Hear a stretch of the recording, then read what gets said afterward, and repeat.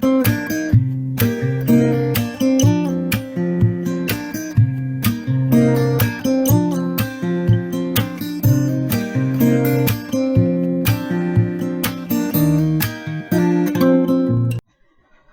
phai concert rau puya in lan tur chuan RSL a thian ta chu anin buat sei le ta an khokal chakna ani mai baka an thian pa din hlu le samsuna te khowa ani wangin an kal chak tlang ani moi moya taite a samsuna le ama RSL chuan cham phai ko pui chu an han sapatal tir le thengem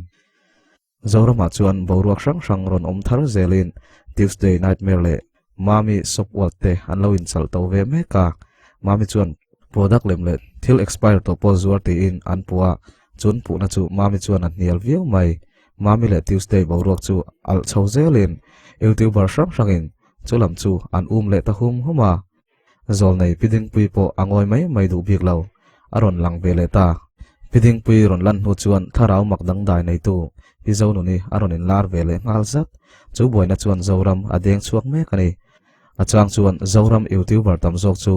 luang thi chem hin an soyang dewin mi puin an bo lama an tol dul ani bera RS bo tu po tem chuan an zia ve dewang chu ana zongin an lo dewa chuti rol chuan a chevel en chak le mu nom tero an tlem pha lo ma se tem tlem chuan a chetla en tu chu youtube pa chuan a tlem ve tiala chu RS tan chuan thil thak lel ompo ani zok mai thai anin chunga nen lam an lu chila an vlog nan top mai zel sia atan chuan chol ha dam na hun ani kumsang ni somni panga chu social media milarte boy ko mani berang chu ma se ani hi chu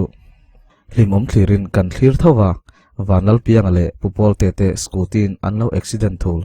piangan pol te chu an accident na tangin atlan sana chu boy na chu kal zelin media kal tlangin anin chang ta sok mai pol duapi vanal piang lawa ten ni chhota anni an thin rima mi puyan lim thung chu boy na chu ala top mai hau lo tharau dang lam chang hawa pizo nu ne le puedena tenu pakar po akang kai chhota abul ber chu opiang scooty khal thiam lo wang ve kani boxing ringa in noi mai an tum na sa hle Tuesday te boy na po alu alana media mu turan wang ve tel chung bo ro kara po chuan mai lamit ve thailo akalna thom la om hak reng mai oma ama aresani ne tok chu ma se adu tu thar an piang zelemo ti turania ama chu photo bu te moti mai turin thalak pui tu an la than hem thau mai vanal piang ate polte te bo ro po chu an ina tang chuan lo en ve in a hlem pui thin hle a an ti dan te chu zirin a thian te chuan an lo lom thin hle tunhaya tlemin hun thol anai ve deuh ta ka wang chuan a taksa po a sel thave to dewa a hun ola chuan dora omin thalak pui duwa local ho tha alo lak pui thin a changin guitar perin a zaira trata concert huna asak tur hlate a en kwal boka ni khachu zan lama zaina tur nei dona wangin dora po omlawin an ina zai angai thamai maya ma fele chuan tiro bazar ai chuak lokang tin alo soma RS chuan alo yes ve ngal mai RS chu in siam sok in ma fele chu wapana bazar lampan chuan anin phur chuaka new market building chunga ma fele chuan thil lak turana ya chu an la dun don ani RS chuan an kalna level chu hlimhlimin a dorom na nia a soilai khani na ria a zong hode ruaya khazana a hnol zana tangkhan hlimhlimin en hian anin betlem to hleya RS point nuam atilo viau mai ma fele kaltum na lampan chuan an kal zela an ma ni lo mu chuan thlan lo lak pui sap zela an tumang point an man mo thailo dor pakhat atang chuan RS zairi lo chuak re yen ma fele nen chuan anin ena an nuisak ma fele chuan alar hi chu ilarani tina fiam zui RS zairi ron chuan a dor chu RS chuan hlimhlimi dor ani ringin avadak deuh khera arin ang ngein hlimhlimi dor nge yelawni dor nei tu no pangte mel 5 eng te chu dor counter bo chuan alo boka alo zaira trata anaw pani ta chuan a hlimhlim RS tinan aw chul hlimhlimi chu phudeu zokin a hoi phengal hlimhlimi chuan RS le mafili ronin zui chu muin a trek chok ani bera RS chuan vabe masain heta hian ani moi dor chu umafel hei hlimhlimi tin mafili le hlimhlimi chu ain mel riat tira mai che pani chu an chung rela chuan in thik ton viau ma se pon lama chuan nui sangin anin chibaya ma fele chuan iming hi kalau rezia ti in rs chu amel hlim chuan ka ngai sang dun lutuk chuwa ti in zoi sap chuan aphun adora thokte chuan hlim le rs in mel shet thalu tuk chu mak an tiru hlea hlim chuan lo thuru coffee lo in zoi ro thomno po karon thlang angai tin lo ni ron thlang ro uma fel nang pon thlang ro ati ngal siama ma fel chuan ke chu ngai lo kha rs khan thlang ro se ati po chuan hlim chuan ai in panin thlang ro ka ngai sang chuwa in local ve chuna in ron kal kha to om ro puisi atia rs po chuan nidanga kali phal to lo melsia kan thlang chu don nge ni ti na fiam hlim chu nui sen senen iza lo ma te chuan thlang chu la ti na fiam zui ma felinen chuan an thom no do zong te chu an thlang do na dora thokte le hlim chuan uluk takin an lo thlir hlim chuan a thik tak zetani ma se thik turin engma ani silo rs le ma fel chuan thom no te chu in than sakin an nui dun ara an than zo chuan ma fel chuan ani hlim kan kal mai o kalom lutuk kanin mule fo donia ti in atha rs chu hoile chawin kalomo kan do rai lo le na ngai kha ti in anui sak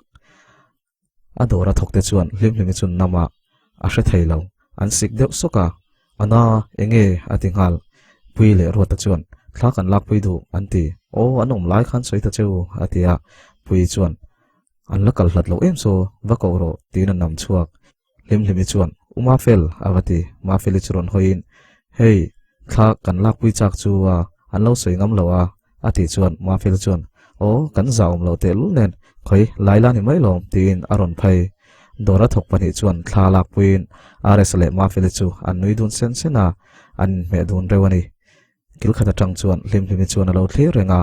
thla an lak zo chuan an kaltum na lampan chuan an phai le ta ani an kaliam ta mo ti chuan hlim chuan thok la halin inui moi takte i hlim mel mu nuam takte kha mai chedang bula chuan mu awa shom ta vele du lo i har mange ma se tuna chuan du lo chi ka du ni rs atiril vong vonga a tho pui ta chuan engting nge in riat tin an zot ngal hlim chuan o ka za thailo ka chuwa kan dor min fak sak torin rs ka soma khuna nei thei ta silawa i local rem chan chuan min ron tlo thoro ka ti taringot ani kha te chuan engtin tin emo kanin benel ve mai a fel rewa ati puile rota chuan tun lai a chan chini soi khat ka terenga nidanga velem ni tin darkar khata voi som vel chu soi zi anginia in lo in biak to wang ve kani chu phakar lu to kan tia hlim chu nuin a thin lungero tu mu pui lo le riat pui ho loin anaru mc pui chuan anin me reu tero hlim ati chuan hlim chu abu ngawa customer anon kala anaw te pani chuan an lo boi pui le ngal hlim chuan angai to na alo kom reka achan lo tur di ngain aril ru abuai me kanisia computer a chuan hla play in amakana ti hla rs sak chu play in angai thari ria a feel tak setani tom mang si lo mo lung rung kya ngoi mual min liam san ta mai le bia thu ti kan tiam dun song te kha ngil thei hian ka moi si lo sil thiam har amak ana an soi dam lai than thim then meu chu mule mang reng an nei thei don em le khwari hian min nem mana du thu leng sa mai mo ka chan to lim te kan len tun lai ni zong te lệ cần chuan tlang lệ mual sông tê phong ring nang i lai ri lan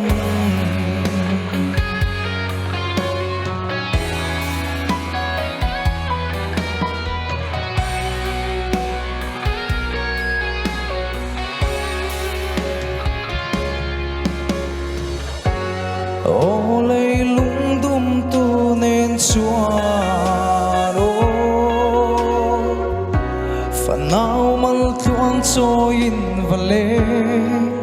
ta la cây bộ trái thal đi sông về tu ri chuan về dài cả rel ta nghe tu thu lên sa mây mò cá chân to lim te căng lên tung lái ni sông te lệ cầm chuan thang lệ mua sông te phong ring nang ilai rilan phong ring nang ilai rilan ni liam le shitin champhai concert po an tran don ta an phur to in champhai lama rs fan chau po an lo in buat sai na sa chutiang in moi moi le tai te fans te po concert ro pui chim turin anin peile zak zak to khop mai atuk chu an kal hunani to wangin rs po voice exercise ala sa a thataka wache ta tumani thomno te chu en kwalin limlimi dora tanga athan akor chu a mulhola ehe kai hi pa ngai poin lom thu khala shil lo ti in limlimi chu wakola limlimin a phone ring a han en chu fu chiang te ti hi nia ala chaka ma se alak chuan amumang khovela chamin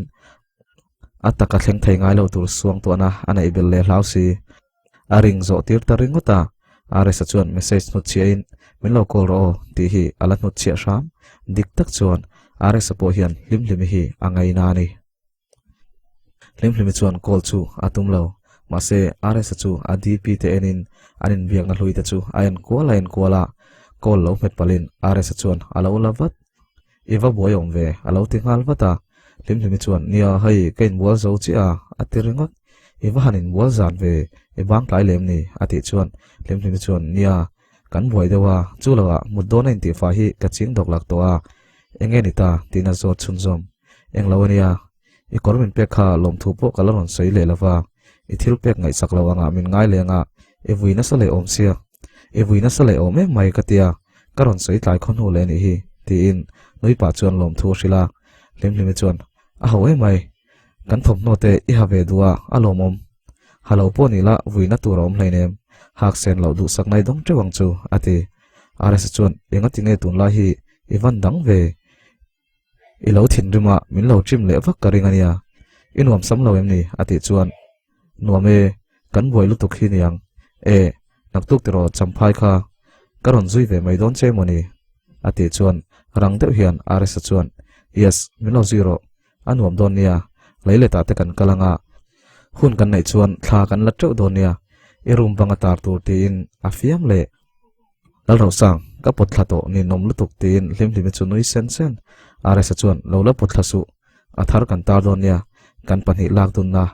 kan frame thlapanga ati hlimhlimi chuan aril ruin ka pot thla phal teulo nangma tak nei ve phak lo che mai la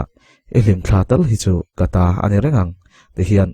kabula om ve reng anga ka ngai pha chelom ti in angai tu na kal ding lu tuk chu alo ngoi vung vunga are sa chuan imu helam ni hey lalhem pui ate vin chak limlimi chuan izak lo kanin rual reng ka ming bumin min ko reng reng su ati are sala chuan nang point idu hun huna min ko ati chuan limlimi chuan ka ko ngai lo che Lalrosang ati are sa chuan kha tuna pumin ko kha limlimi chu nuin o je ka tel lo kha ala pum che lo tin anuya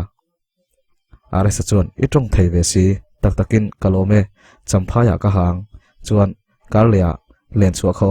mi pain tiam la kha tin anui saka kan dange naktuk thoma ka ngai sia tin phone chu da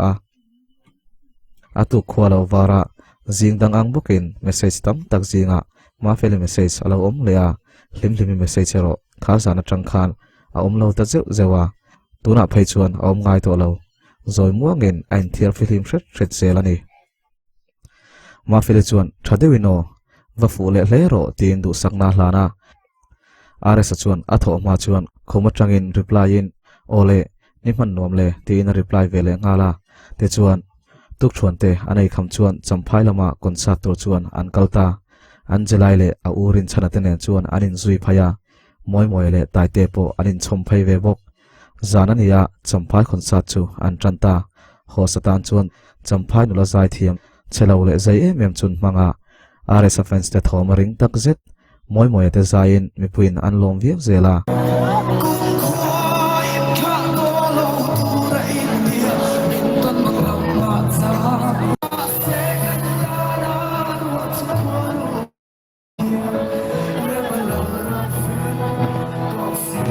tai te a ai kon ber po mi pui loma hlo le hle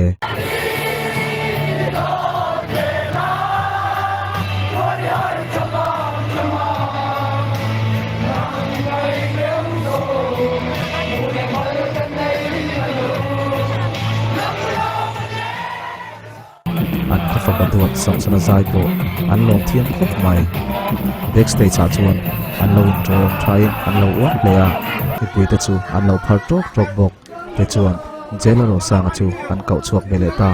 thoma ring le tak zet an kalna pianga chuan lom hlo ber ani zel mai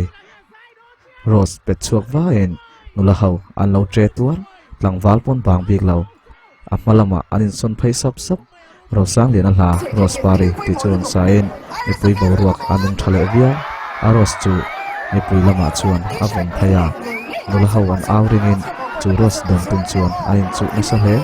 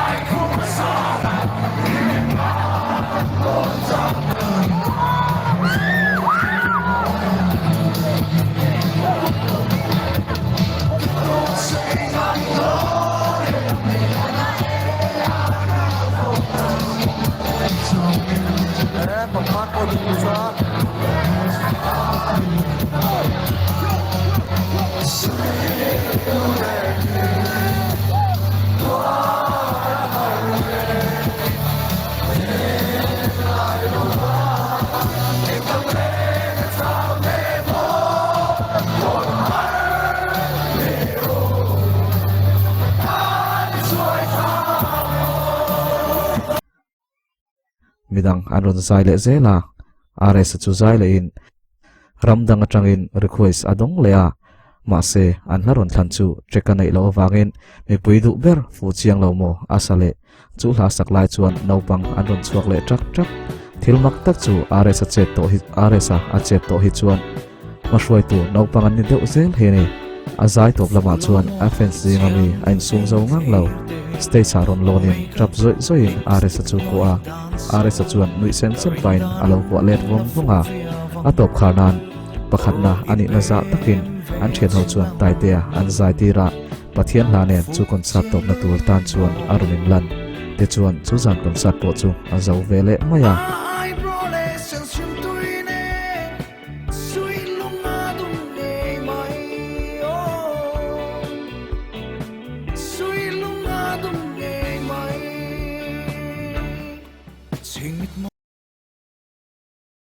an holama chuan thupakhat an dongta the 5 amigos 10 icon top 10 how in khelpuya an ron chauta tlat mai RS le samsuna taitea moya an zangal zuk ati thayang chu an phur to hle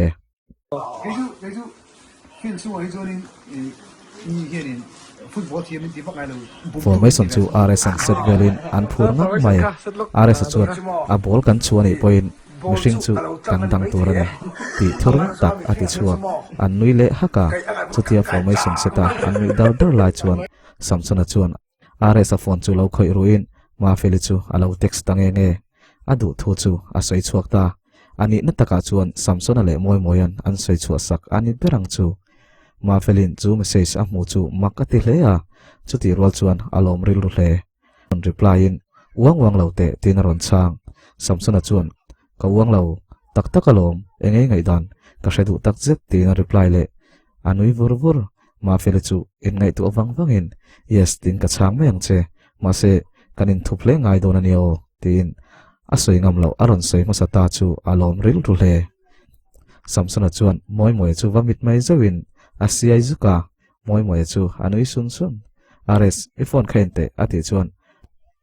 ares a chuan sama ilo khoile tailo ati message ka enro ati chuan ehe awachi lo tak aza thlake ka mungam to lo nge ati a chan na kha en ta che anti chuan ares a chu lo manga omdu chi si lovin na ati zoi sapa a chung ri lai ro a hlim ro viau thau taite chuan inge khoimo tin phone chu en atuma ares a chuan a phal lo na sa an pali chawa anom nu chuan ares ale uma feli anni tin samsona chu anui ar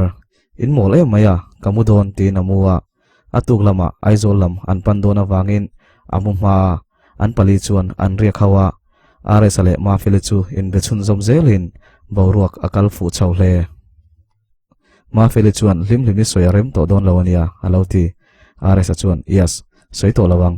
nangpo mi babiak wak kha kaphal don bik lawania ti in anui anin du ton na anin pom sak towa he in du na hi mangai na chang chawin apar vul zelang nge apar vul main a chuaile mayang hunin ala hril zelang chu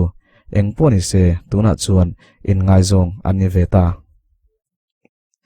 engma la hravelo hlimhlim chuan ares hla chu ngai thlakwalin du lo hantum viau ma se adu na azual tul si du lo harpa tia phun sapin tivia chuan azai chu a play zela ma felinen chuan a hanin khai khina thlinglo bik hle hian ain ria enga ngemo kalo ngai zon ve kherle offense satli angkhan ong mai la bai seina te kha lo nei ve loila tiang hian kom lo tu te in ares thlak chu a en pa reng bok moi al hasak chu ngai thlave thungin amit kha ero ares anena an hun man dun kha aron lang uaya an chu adun hun chu atop na tak ne turin ariru asiama an chu ho tang chuan tv le youtube ve la tang chawin ka en tonga abiak po ka beto lawang ka suang tu ana chuan lalfa nu le lalfa pa ang ni ve thin maila atakra mairo milar le minaran kanisia hoi ham minti azo vek to ni hi ti in thok allah hala narma indi realin ton manglang thengpon indi banglong duai sam lua tom lo bay say tu thin lung hia bay nghe say run dum ti loi thi kanu min he mang che o di lung run chi me in tonga sakrua in di silo sulu le lim kha chowa dam dun hun chiari an soi bial rala moi azai chu tiring dewin uluk tak chuan angai tha aruk te in ti chu asak pui ria ya ain chung zola chuan chawin phone in angai thak chun zoma are sa thlak chu ain kwal reng boka an kal dum na te chu enin amit tui alo nam chiama ariru aha changa ati dan thin secret zu chunga miching wang chung chuan secret hi azungai chuang lawa ma se ariru ha chang hian an fop le mai thin moi hla moi em ahun ton ne na in mil tak chu angai tha a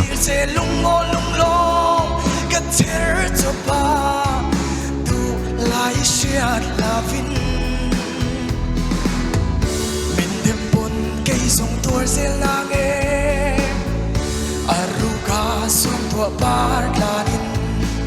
borok run nuam katin nasin du lai shiat lovin chil tu omlo chu zan chu arala are satepo champhai lama tang chuan ron hoin an hmaluka futsal match nei turin anin ruam mana are sa chuan ma fele chu enve turin asom ma fele chuan ithiam don lo ro puisi tan kha ingai ve dewanga ka peilo ati chuan are sa chuan khatin mani bial paten tingai lo ati ma fele chuan ininom soi chuk reng su tin anui se ya thenzo lama ka zindona karon en man lawang lawin di mangche tina tha hlim po chuan an match nei tur chu lo hrevein arukin amuna ngei chuan enve tuma anaw te pani po chuan an enve chak ema wangin an pathum chuan an kalve don ani the five amigos po anin pe towa top 10 ho po an phur to tak zet the five amigos te hi mizo idola pathum na thiau mingtea puipuya david darlong le zai thiam lar tak kim kimale sky high auto nei tu rin hlute ani an phur tlang to hle chu match nga hel om tak chu nakzan mai anita ole khati zong khani le ro se lo chiar chun zom leang futsal khel tur chuan anin pe to hle a the five amigos sopon an chau thu social media lama anaw chu puina sato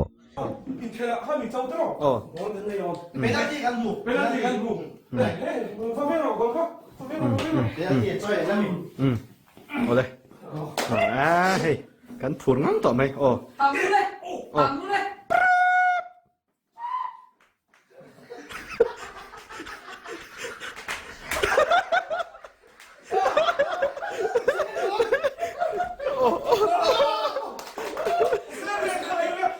celebrate đó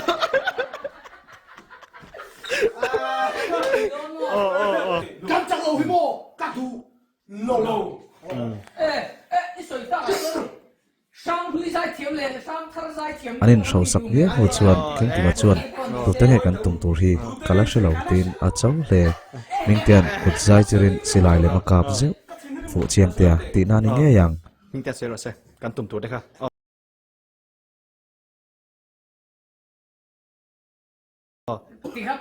chuan a dot le a sang taka zain rai taka thluk le lal sang le na a soina ni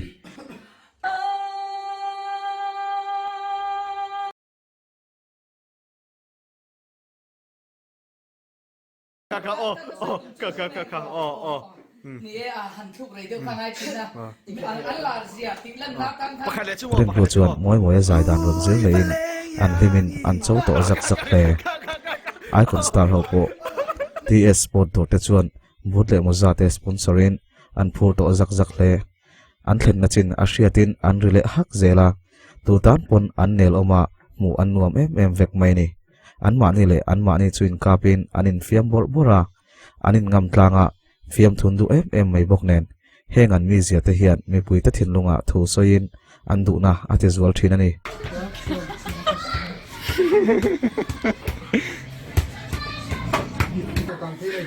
你看被公司包bữa xe tới đó áp被個包rồi giống nó còn ngon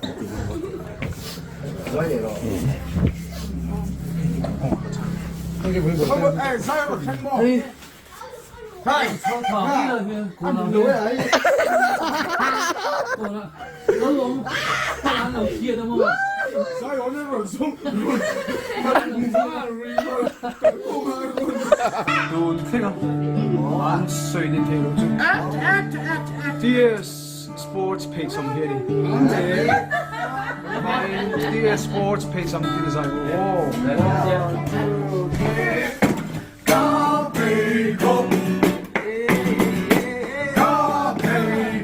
อาร์เอสเลบีเกย์โรดำโลนาวังอินอันกัลเทลวะอาร์เอสฮีกองนาในอินอันวมเราเวียวันนี้โอเมอันเคลเลเทลไม่เทติทอมเตอาอมชาวอัพมุนาเอ็นตุ้มตั้มตักจูอันพูเราพระแม่ยังหิมหิมโปจวนจูถูจูเราเชเวอินอาร์เอสอากัลโดนเราจวนกัลเวอาตุ้มเราว่ามาเซอันเอาประคัดโจจูไดเตฟเฟนสันอีวังอินกัลปุยสามตัวรินังเอ็นพูเราเจ็ดจวนอาโอเวเลไม่บกาอาหุนัดเทงตา futsal ground na chuan mi anom khom thap towa amigos lam chu an kim ta thapa an original baka Jonathan lian na zore male TBC te an sombel bok an ni hi futsal le badminton khel thang ni in an fit zek zok le an phur to tlang ani ai kon lampang ve thung chu an latlem leya taite a moi moya samsona le din hlu te chau an lom thung loin khel chinin ai kon lama TBC khelin taite le moi moi nen anin manin an khela mu nom phian no pan laya football aizon nana man lo tum ve hial to ni boka taite po ache thai le gola thun deuh zuk zuk mai te chuan hun kal zelin Petera aron thleng an khel chin zela Petera pun ati gol vele mai ma se zaile football chu ain anglo tilang tran zayon ate rem siamite kim kimate anon thleng ve zela ai kon po an kim don ta are saron thleng ve le in ai queen an lo out dur tura no pang hoi nan lo bor hal lu luya nu hola an bang lo tha an lo lak wi sup supa taite a bol point nak thei tok are sa chu so no pa hoi nan bol ha loi mai lim limite po an nu rei vak lawa an non thleng ren lo tak maya are sa lom lol chu alom lea anui var a thian nu chuan khu taite a oi a bol pet nung zia khu amen ti pa chuan anui ar lim chuan I over thei lutuk min ti zak reng su alauti gallery a chuan thuin kil khata tangin in khel chun en ve don ta damlo na wangin bk a akal thei lo ti lo chu ai kon ho an kim thap mi pui an phur ai kon ho po an phur bok ma se zaile in khel chu aloin anglo an lama chuan alut ta zota an kim ma kha an phalo le an nuina sa are sa chuan akong na chu ron shengin a khel thei lo tur thu le a thian te ron troi om tura ron kalani thu soi ma se Petera a chaw to ema are sala a har chi lo ni ve bok nen avaki partange nge mi pui an au dura kil khata tangin hlim po aloni ve sen sena pui pe chuan thalu tukin bola khallu a sot ngal popa are sa chuan moi takin alo save a bol ron kal phaile po alo dang le ngal a che thatak zet a sir tang chuan playrol ho chuan oi bol khuni ka chak min pong ve se an lo ti le man ro basketball tiran lo awa a thiam ve mel viau mai ma se game han raya football a chuan alo fu chiang lu tuk bik lo ma se a che mu nom te tu han tama a bol to piangin an outdoor durani ber Peter nen chuan an khor fala mi puilom an lo phiam mai amigos lam chuan goal an ron khung ta pok mai taite che vein hat trick asiam moi la ain hliam boxi moi en hliam la chu Peter ta chuan an lo tra ngal an thu tak rei thei lo ani amai at spray dona tha chu long long siam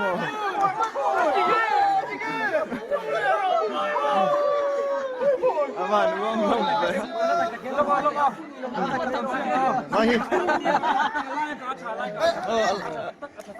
Rai cả thắt kia division.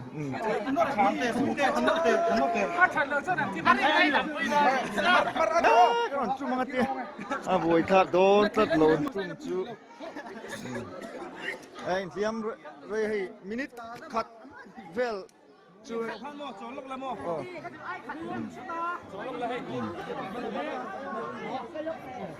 Kể lại thấy đó em mua mồi á? Đến thu á? TBC bol ron khal chak tak lo dam turin are sa che omta fence te an lo outdoor do hlim po alo din chuak hiala abula thu a thian nu chu a hriat lo karin alo tham vak ne nge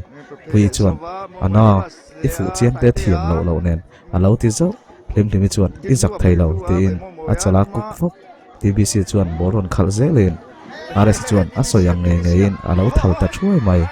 a fence ten ain ti na belang ti lawin lo dim lo ti in an lo aw lom hlim phei chu a hlau thong lu tu are sala kal thei lawin awak phei na samai si Petera tlan lut ngalin ava boy pui noka thak turin ati are sairo ain khel tui lak lo ala chuak mai lo an nulama phei chuan a khel ve ta nge a kele bol ain man lo ani bera ma se a har ve shim bol khal phei ve in mi pui an lo aw nau pang ho phei chuan an lo lom tak zet hlim po pui bula chuan ente a bol khalte so a fu chian zia so ati pui la chuan oi soling soccer team a khana tel mel tin lo chang le ininom tin ain sum zo to lo rs tin au chuak ve ma se adu pa chu avain pal tu le ta pui chuan lo nu in hlim chuan a thiam ler tho alo tek mak Oh, good terus kalau tu kita kena. Kalau tu kat suka Alisson, Samson pasa. Oh, Alisson kayak mahan moyen. Tiket cok culi. game kal zelin ai kon hawla ma chuan a gol mol an he don lo ni in alang chho to an bol ron sat chu pitera an ki para up to si rs chuan alo man ringot chi tan han tum viang na le lamin an phal lo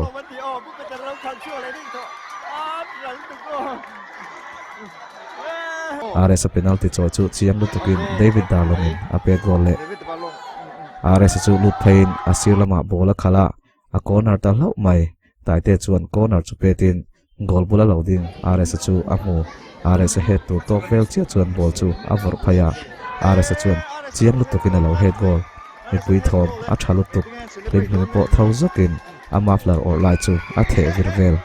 pui la chuan over mi sumin tia nang mai over de zok ati o ro buna hi a chebon e malong ro head goal a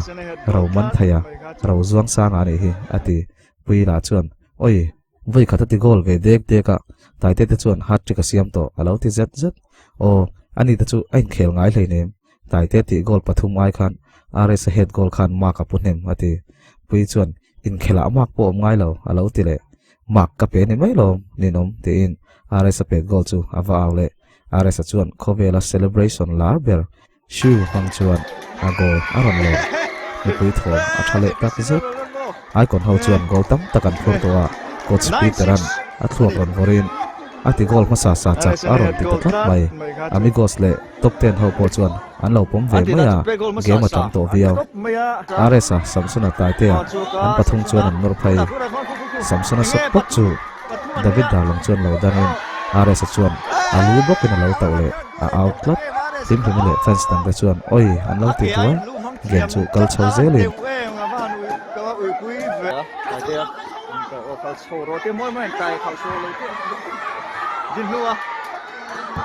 ai kon lamtan samsunan goal akhonta pitera thuak borzara sipur tu chungin chu game a chuan nena an changta ni round chung bo ro chu pui takani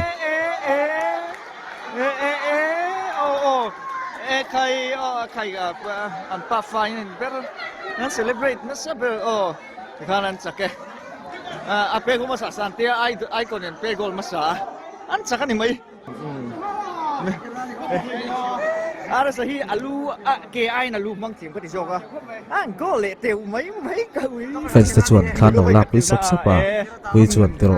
tai te thaka lak pi ve chak ati hlim la chuan aresan a huang ti hausi nangman zukal mai ro alo tia adu lo hlur mai ma se potluin tai te chu thlan zuklak pui rs chuan lo muin hlim chuan ain du mia lawa rs chuan makati hle a ground an chu asan don chuan rs chuan hlim te ho tur chu muin alhlim pui engin ngei ho don ka khelian cha kan mo noi sun chuan atia hlim chuan teu lo mai upi tera khel kha ka en cha ka karon kal tin noi chung chuan lo chang rs chuan taka en veng hlasia tutin en ngei local ate chuan hei ka thian nu nen hian i khel thalu tuk tin thamchap ape rs chu noi vurvurin ka voi khat futsal khelna ni kha rol ana du don khop mai kan kalange kan nuam lo boxi tin hlim le pui chuan ani bio tin an tha chuin khel chu zawrama chuan alo en ve renga pui te ho tur chu lo muin pui min shem tin zawrama chuan pui chu vavia ma se pui chuan alo hre mai lo ka van hre mai lo che tin angai tu wang nakina chuan zawa ikal ve tak takelo kalang chu en ve mai cha ko malom kan venga tangin a nai tho sia in ho ngal don em ni tina zot hlim chuan kan ho ngal mayang ani photo atiliam maya zora ma chuan ente e number chu min lo pe to in mu huna iti kha atile sham puila chuan arai khu min ho vek to don tin alo tur ve sek hlim chuan lam siam tur hремai to heklo share tak chung chuan a phone number chu apeta te chuan anin lampan chuan an ho ta ni RS holam chu ma fele chuan ron kolin event khel le shamelo ati chuan RS chuan khel lo lutuk ati ma fele chuan video tangin ka movek zep tum reng su tin ati taw deuh mak RS chuan taka kanin dai lo lutuka ka chet ve la ka ngai ni kha ka che boni tiam ka gol khung moi zia kha ati zui ngal zat ma fele la chuan thai pato pini bon lo in khelin ai zon tum la chu i ngai ngun ngotang ti taw o deuh chuan ati RS chuan o ka ei tlem thin mai do na lom ka kong la chu anare e mema ati zum hal zat ma fele chuan ani rem do na sin i kalma ponin khel su kati kha tul lo lutuk ati deuh maka RS chuan kati mai ni kha ken khela adam deuh vikin ka sia tia chang le zain ma fele chuan o ani chuan nangma chau po khan vein khel lero ati RS chuan iti tawani mo tin anui sen sena ma fele chu nui deuh thutin mol via su ama zong khan kati taw ti shelo mi ka oki tang te khan ni sha thiam mai lo mi tin anui deuh sa RS chuan kalo ngai to hleinem ati liam maya ma fele chuan i ha thla ke mai in en kol thang che in khel to reng su idam ma chu ati le shama RS chuan ka dam huna po kain khel mai to lawang te in anui var hei ka thleng che pa phone kan dange in ka thlen huna karon biang che in leng te kan nei do na te in phone chu da in lampan chuan atlan zela ma fele chu then zola chuan omin a thlen na tang chuan van thiang kak mai chu chiang takina langa then zol phai zol duai te chu clearin alunga leng ru hle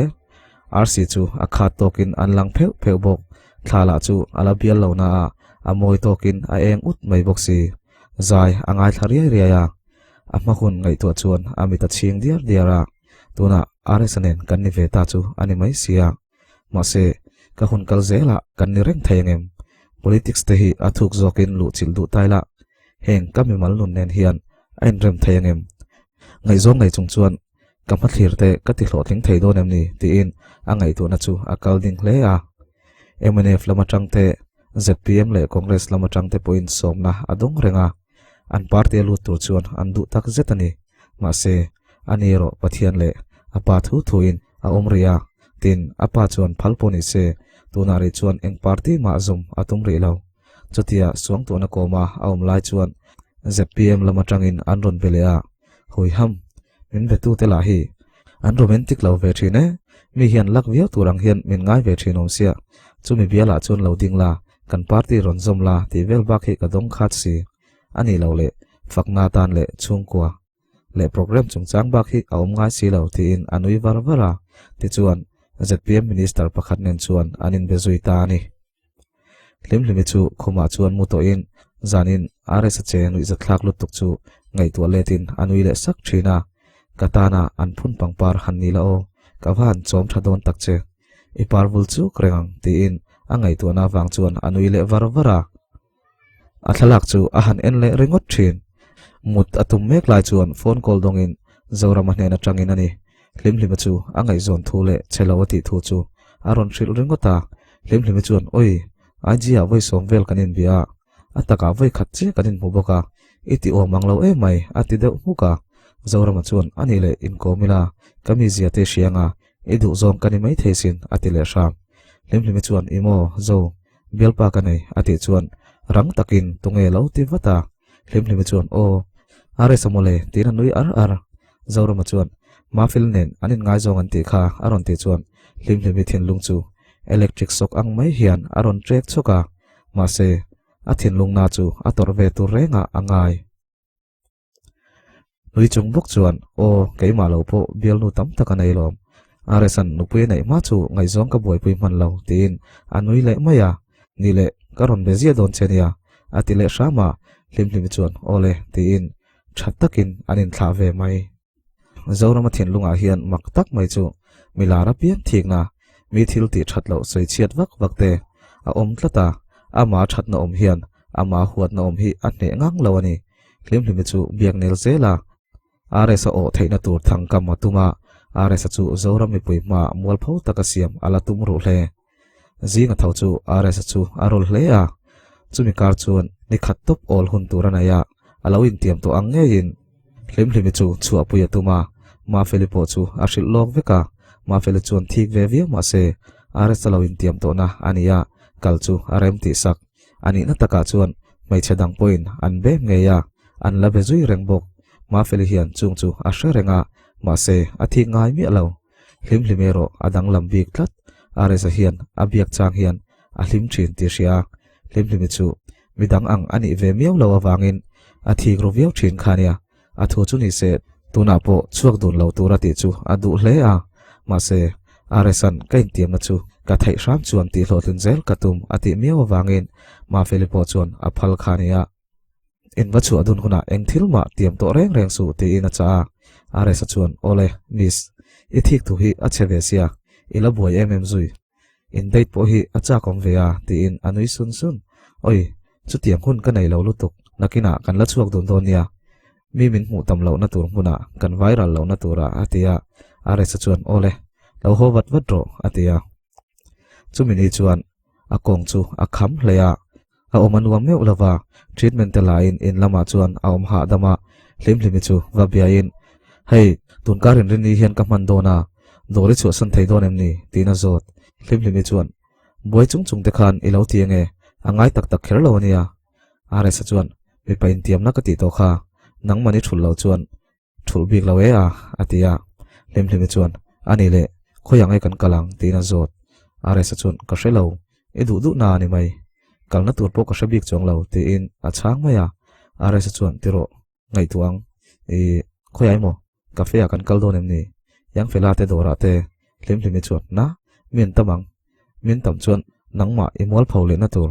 are san biamnu anei em ni an tianga I dar le chiam ani mai ti in anui are sa chuan ani ve boxi e sakor mui toi tlanga kan kal don em ni checking kan nei ni mai lom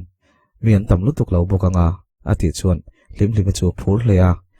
nia tiang vela chuan kal deyang are deuh bokanga I pei chuan ka pai ka soi ngam lo zoka ati chuan are sa chuan okay kan chuak dun donia ai tur chu kan order mai donia hei kan mu chol ve lukange hlimhlimi chu a phur hlea hei keipo voin chu customer ka nga angrenga kanin bele donia ti in anin kha a zorama chuan hlimhlimi chu text rengin hlimhlimi chuan arul tokte teina changa zorama chu tlangwal van tlang tak ni ma se hlimhlimi chuan adu don lawani ti ria in thianang tala komnel ram chu atum aresanen anin shashim shimem ti te chu azota hlimhlimi line aresa chungchang chu soino matisi ma se in tha ani lo thule an concert na vela amu ve zeu thu chau chuan achang ma se aresa adu zia te chu zorama chu asoi khum chiam thin zorama chuan hepa hi katimwal phaulo ani vek point voi khatna na chu kala soi sadona lom tu laka ma kala thlom ngai lo atiril rura na aresa fensang chuan in soin a number nei chuan min lo pe vete atia hlimhlimi chuan doran poi deuh bok nen ngai tu chiang mang loin a pe ve maya zorama chuan hlimhlimi ti puile theidan thaber chu aresa chungchang soyani ti a hrathiam ta icon lai tanga chan lutuk to angain soin a hla an du ten soiduna anin kom thei ta phian mai hlimhlimi chu aresa tan engchi ange ani la hrelo ma se khazan bongkon an concert zan le la mola an boina tangkhan aresa chuan angai sakani ti hriani in thurol puitur mufu lawin aresa ngei ve hrim pali vel nen chuan roman na an siam ta a hlimhlimi chu an ni chuan lo ruk chuadan ngai tu sela ti chuan angam tak tak ani chuan aresa hian ron chan le mayang khazana min ron ma chona a porang khan ala por ngamangem ti in ain rau sana sale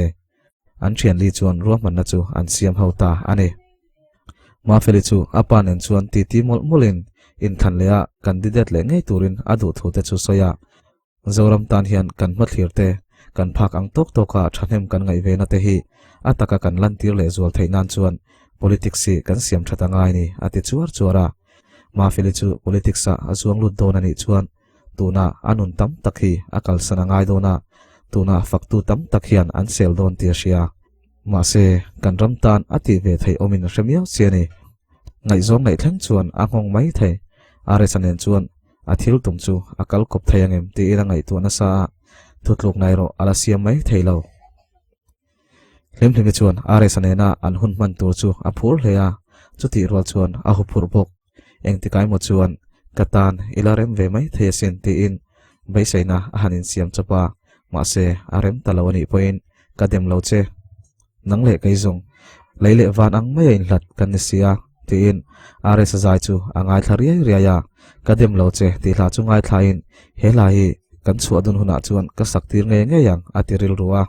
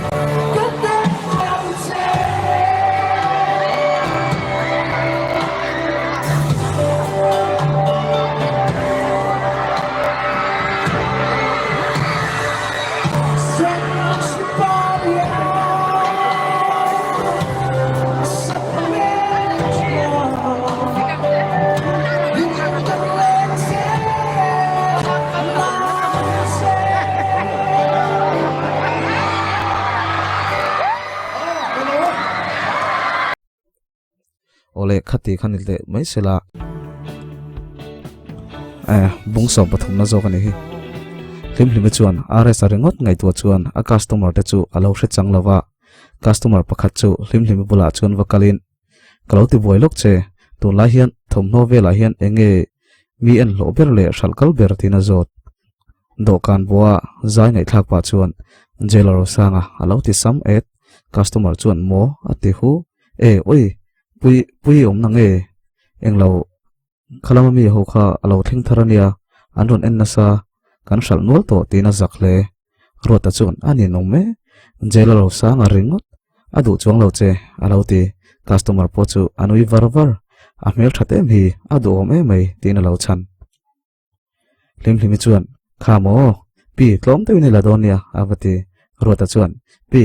are sanen inin me vati velro a thlonin a peduang che ati chuan hlimhlimi chuan inin om wanal ruat khonge pui po hi ati ngal zat ruat a chuan o eiturwa order turin ti ni kha imo I azo to ai kon hi thang le vat vat se are sai thi pui ma hian ti in customer chu an thiu zor chu ain kwal pui adang thang le poni se ani lo chu nom chuang lo are sa pakhat na adang zong hi chu som hi palina alo ti customer chu counter a chuan lokalin khale J.Lalrosanga chu kan lo la nge te pa chuan cheng sang hi chu ron pe Peter chuan mami chu email tharu tak tak hle mai are sa chu bem mi ro adu om e mai che tina fiam hlimhlimi chuan fiam thu ni ti shareng ma se alom der thiam hleya tin ruata ti elnan shim chuan pi khoi sangkhat zangain kalo peng che ati chuan ruata chuan oi henu over sia hi chu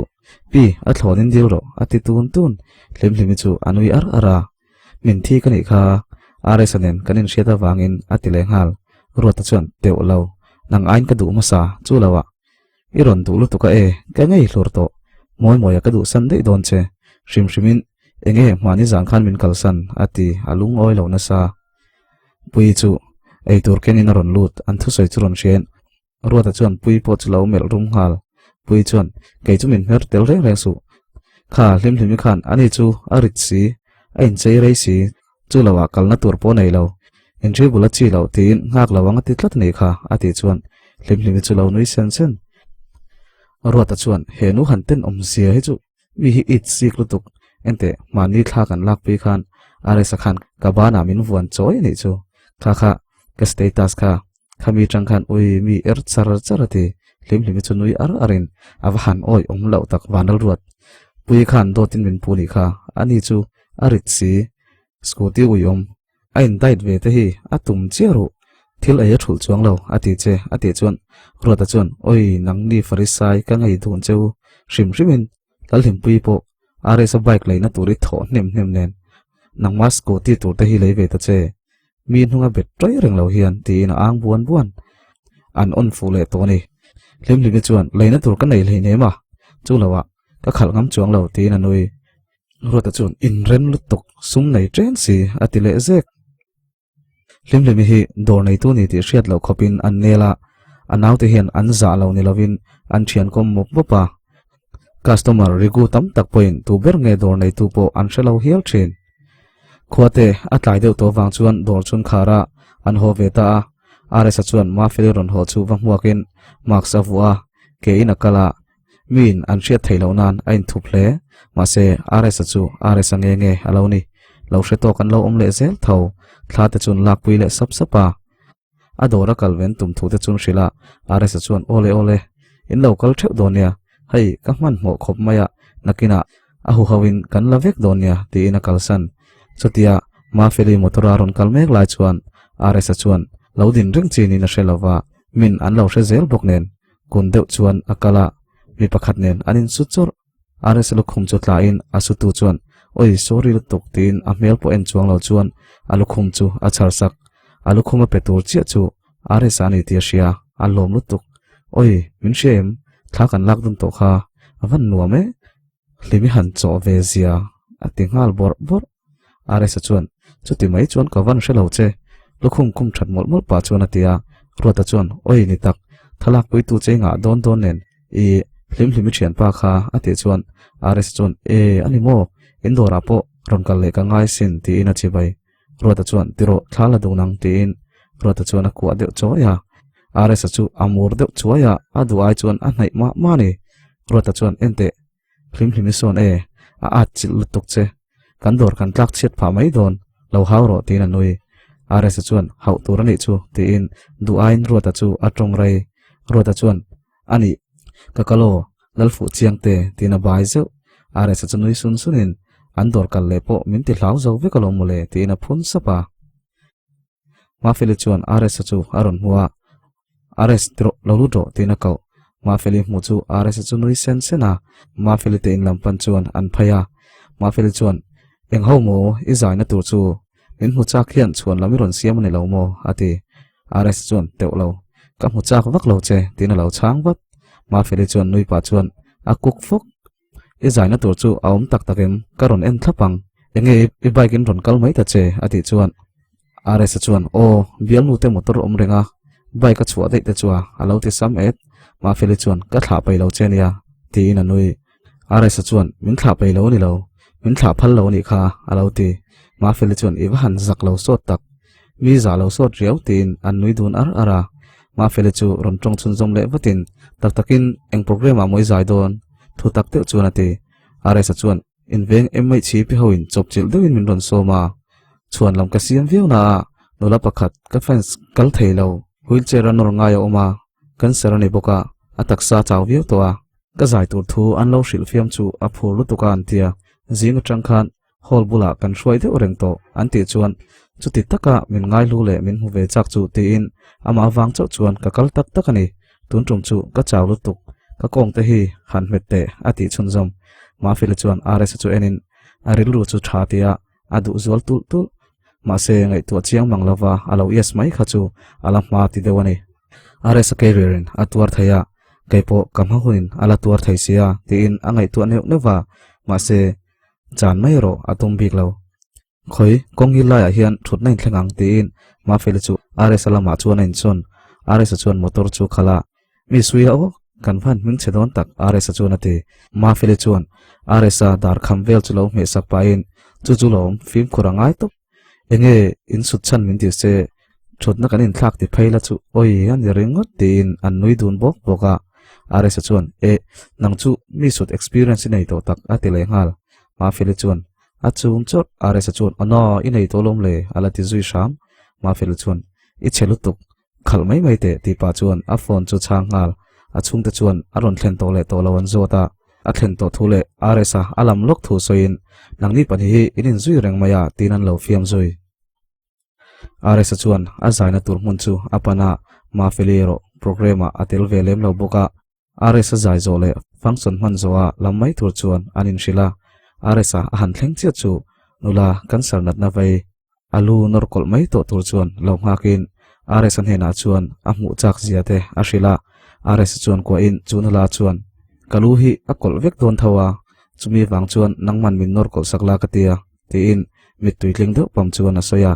asira chuan anu chuan lunor na chu alo keng bok rs chuan nakinai dam le watanga isam hi kan dora tun aya moi hian kan lo khoi sakang che tuna emni kan nor don ati chuan chunula chuan nilo izai zoa kadu achan chu nula samsai ni chung ngein life ngein izai ka ngai thlave cha kani atia rs chuan ole kan zayang idu na berai thudonia ti in rs zai mu chian theina tur la ya chuan an thutira rs chuan azai lai te chuan azuk en le zau thin azaya wanga alo hlima alo nei ve sen sena mu te chuan ama chu a hlim hleya hlani chaukha anin biak rem na khania ma se chumi zan chuan voi tam taka zai saka chunula tan chuan a hun tona a hria treng to tur ani nge yang a ma nge a icon azaya abula kalchil hialin azai sakbok te chuan program manzo chuan rs chuan alu chunor kol saka chunula chu amit tuetling deu pama rs chuan idam huna kandora idu dan takin kan khoileang ti na hema alu khum chu khum tirin chunula khongai thak tak chu akwa thlate anlak pui sap sap no chuan ma feli chu kolin anin thleng chu a thlaleya inrin nilam program chu I phur to em ti in ma fel chuan a fiam zuk zuka aril ru chuan a thik ru hle hlim chu a hel hol to hle a phur to hle bok rota status chu enin rs anena an thalak dun na chu aron mang hlim chu aron ti el na sa hlim chuan va reply kherin adu lo chungi potti hria teng reng a om dana tangkhan awati chuan ruada chuan iwa han na satak minron kai jok kherani khi ti in anui ar ara hlim chuan tunin rin ni chu karon kalman don lo tak tak ania puinen lo mai ro ati chuan ruada chuan o ani chuan kan kal lawin hlo katania nangpo ikal lo chuan I ai kan o mana chumini bi ka chuan kan hlo up keu ani mai ati hlim chuan ati ra kanin biak rem na nia khang te chu ti in anui maya ruada chuan o tuna dan thar lo ngai tu reng su ti na nui huwa atu khwalo wara zawrama chuan hlim chu ron phone in andora ron kal adu thu chu shila hlim chuan andor omna chu pangai takin a ril ve mai boka zawrama chuan darsom vela karon kalang nangmai om donem tina zota aruk chuan local lo se ati hle zoram hi a mel chia poni lo tin tuna phei chuan ain thupa asual lo na saro pisi chuti chung chuan hlim hian anga event pai hlol lawa aril ruwa rs lo chu mi padang an leng lo ni ber ma se adu pala chuan tuna bialnu anei mek sia chu thu a hria thuna chuan engtin tak na zualang mo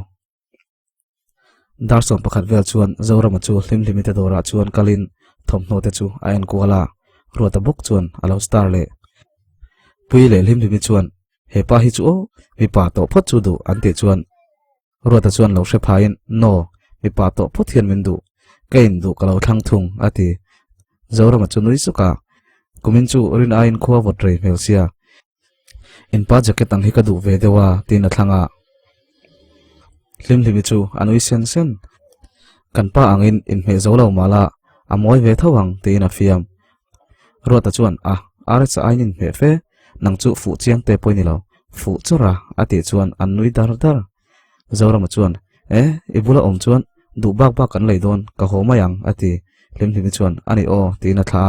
pui chuan ruata iwa tha don lo mi ati le ruata chuan min bei sei le siam ni ka boi si sia tin a wa tha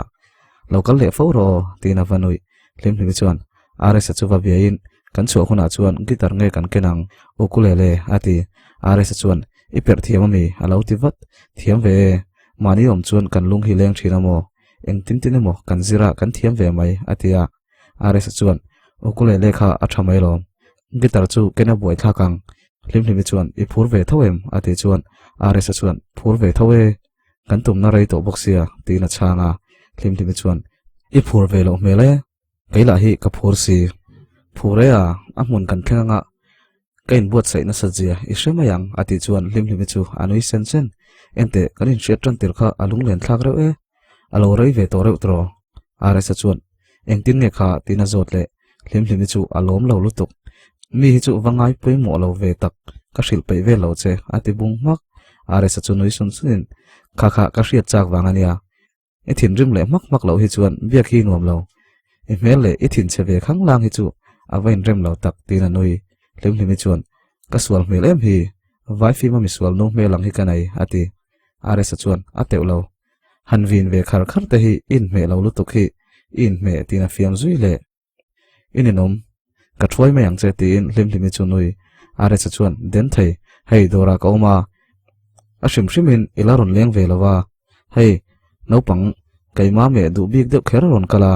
ka va me sakange te in phone chu da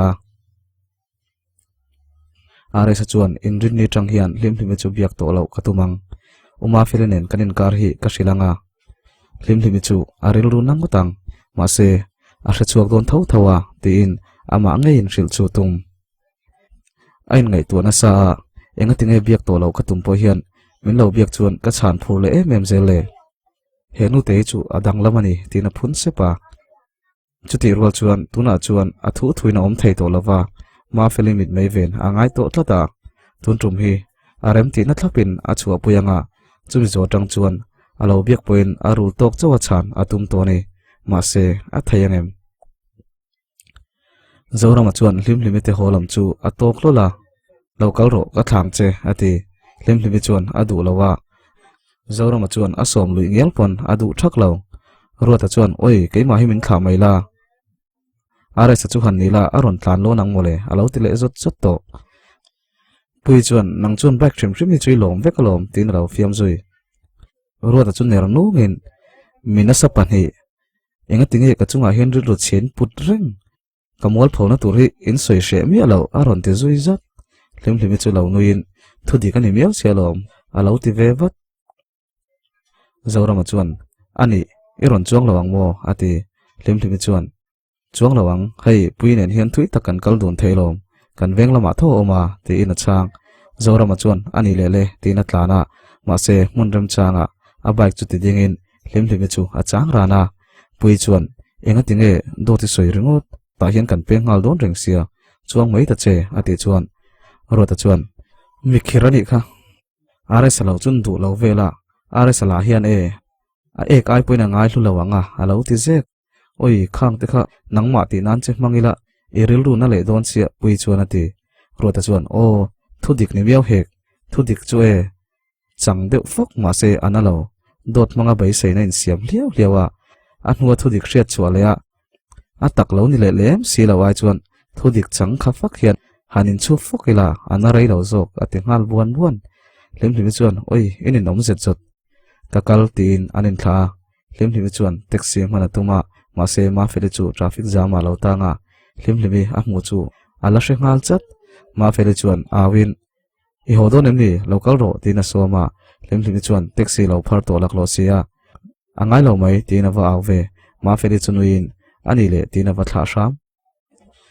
lim lim chu taxi a chuan lutin oi kan van hanin that hlei tak tunaya ka mel that deuh hi ngai ni ani chu motor khal thiama keive scooty pok khal ngam lo nia tin ama le ma chuin khongain ain musit hle a taxi driver chuan scooty khal chu ka zirtir ron chem ni ati chuan oi a zoitin ka soi mo ka tia tin azak le to pu sorry lutuk tin ani nom na lai chu soya zawrama chuan a zui ngal vat an hunga chuan tlan ve zelin a thian pali te chu a kol ngal lo chang ro keiman ka zui chuan min she palang tin hlim hlim motor chuan na chu a hrila ani po lo in ring san ni wangin an lo ngal maya an zui hota ni engtin tak bo zui ze lang mo are sa chu model ho ma zai tonin a hu phur ru hle a ma fele chuan a ho lutuk e zaile ber thawang ati chuan nia a huna hi chuan ka ti ve thei mai zela ma se tu na mi te hi chu an chelo don sia ati zu ma fele chuan chelo soi to su te in alo khak ve ngal ni don tak nang mai chelo ka zai huna po ka mi thla nang ma char char ka dang te in zan hun program lai na tu lam chu apana model ho bula chuan zain mi puin outdoor do model ho jok chu an lai lek lek an thom no hak then kha chu ma ka ti deuh nge ni anui chuak hiala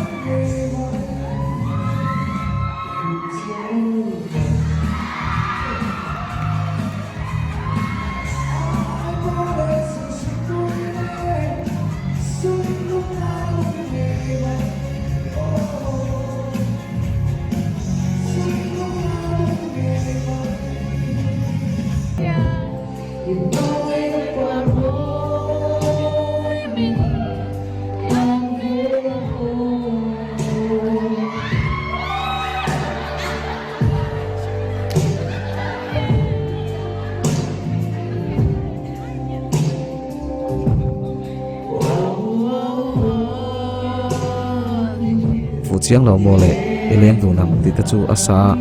mi pui met le beng atlei le pekle a chet to na chuan a fu ber ani zel mai ti chuan zan chu liama atuk chu hlim hlim le rs chu hun tur chu ni ta dar khat vela chu an rota lim lim chu an siam uluk le a leather jacket ares na hak ring chuan leather jacket a ha a ares ve thung chu in siam vek toin ama march a hoodie chu a ha dai thung lim limin ain dress dana mu chuan a ngei hle a korin ang kan hang chu ti nak lain atiril ru ukulele chu kengin dora chuan ei turte drinks ten la khom trewa siphir lampan chuan an tlan chhota konga chuan in fiam chho borin an panhi ril ru ve ve a chuan chutiang anga anin kom top na tur ani ti chu an ril ruwa an da ve ve a ma se anin shil lo ton ve ve thung amun an han thlenga alo thoveng nuam em a mi omlo na lam zo ka chuan an kala thutna phain limlimi chuan pangpara ken ta chu ada a moi reuh phiana thla an la dun trewa ei turan ken chu are sa chuan ei rengin limlimi chuan aninom ei reng su game khelang ati are sa chuan nakina so sulai som moi lutuk titlak dona a moi zual ngotang local ro wazayang atia limlimi chuan a hla than kha a saktira are sa po chuan a feel hle an panhi chuan an lim dun hle a limlimi chuan chutiang chuan nini tin thei se ati hlea ma se chu chu an panhi inkar top na tur chu ani to si truth or dare khelang atia chu game chu an khela an nui ara an lim dun tak zet nakina chuan are sa chuan ani min la du rengem nui sen pa ati chuan limlimi chuan ati zoi sapa ngai sak lawang deuina omzui are sa hun chu thleng ve lein limlimi chuan ni ila single rengem ibial no ming tina zot are sa chuan zo na panhi thailo ati point limlimi chuan pakhat angalom ati tlat are sa chuan zoi sap hian single to love uma felinen kan ni to a ati chuan limlimi chu a down ngal roya ma se aril runat na chu ti lana tumlo tui sang chuan inin me don lutuk tin tu sakna hlan zui a chung rin chu anatak zeta ma se bial nu anei don ro ro ni chuan ma felinen chuan in me ti bera ader chuan du sakna chu hlan ve bok ma se a thin lung chuan a thi kani zoram ata thian li chuan chu zan chuan limlimi chu ti boya are sa chu bum chu angai tumin zoram a ber chuan rui phel phol hian zanin hian kut chu atwar ve ze kang khanau khan tin ain so sakhar khar an phur tlang to hle are sa dora chuan taite le moi moya peter ata chun lo luta are sa anuam samlo an ti wangin vakanan tuma ani la lo leng de si he pa takhi chu adam lo ti te shilangai an tia khwa athim trep to a homai an tum lai chuan are sa churon thleng lola anin kom hawa taite chuan kumin idol chu kantel vele don nge ni tin an uang tlang hle kan boruwa ka dai ma hian voi khat chu a hu hawin charity concert emot nei le chu thani tin rotna ten siama music video siam hote po an soi kai are sa chuan la holo turin ati hloma an thlang chodora chuan an pali chuan chon ai hawa an vlog le so to in fiam tonin an nui dar daria dona chuan ho an tum ta hloma an chuak vel che ti chuan zorama chuan are sa chu limlimi phone atang chuan aron phone a are sa niem hei mai che pakhat a accident a in number hi a call nun berania ti in an ron phone limlimi chu alo tal na sa hle a ma se midang chuan an lo man bet zorama ro a mela tilang du mi alawa are sa chuan khoilai nge ti na zot ngal anom na chu shilin jacket chu ha in a tlan chuak ngal taitea a thil thei ngila wanga ron let le chuan are sa man mo taka tlan chu hu a zui vele ngal ringot te chuan an soina lai mun lampan chuan atlana an soina mun tak chu mun re lai tak in vel po omlo na mun ania chulai de ya ava accident chu mak chu tir hle ma se enge chan vel ngai tu na huna omlo chak taka watlana then wat chau chu aril ruwa chu na omani are sa chu chak takin atlan zela anunga chuan taite chuan ron zui bok limlimi chu achi ai to hle zoram ata thian palila chu an phur to na samai si anin noi khorep rap don nge ni ore khati zong khan ni le sela chuanin soitong khanin tum chu kaziak ngai nom amami po ngai nom te na ne chuang lovin amami phalo mai thaya min lo se thiam don nia ka chuai ani chuanin hla kan thlanga fu chiang lo mo ti hianin hanin ti nun chho tum teng gần sai Victor nè anh lại cái sao yes phụ chiang lầu mò cái tiếng xem nào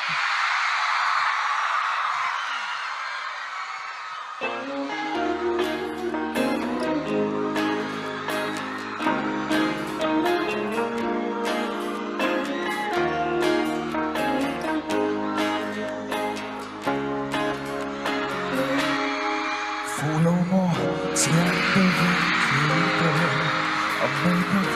lipstick hơi càng sâu cả mình đã đến nó phụ việc có rọi bé về trên nào phụ chiếc lâu mong ai promise chẳng xuyên tôi nè suy lung đúng nghề mày suy lung đúng nghề mày chỉ mong cho ba cây tàu ta nắm trên dấu ống mòn cây sông cất hiu nên thay lâu cây sông cất hiu nên thay lâu phút chưa lâu ai promise sẽ xuân tôi nè suy lung đúng nghề mày suy lung đúng nghề mày hồi năm thua gió về tất cả mọi người luôn xiang lối về âm mộ còn lại cần đoa với khẩn tâm còn lại cần đoa với khẩn tâm phút chiều lâu mong ai promise rằng xuân tôi nè suy lung đúng nghề mày suy lung đúng nghề mày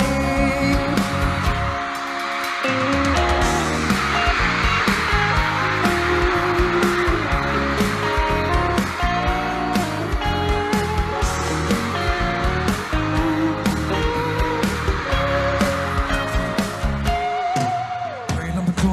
gió về tất cả mò khói rô năn xiang lối về âm mò toàn lệ cất đoán với khát tâm toàn lệ cất đoán với khát tâm phút chiều lâu ai promise sẽ xuyên tôi nè suy lúc đúng nghề mày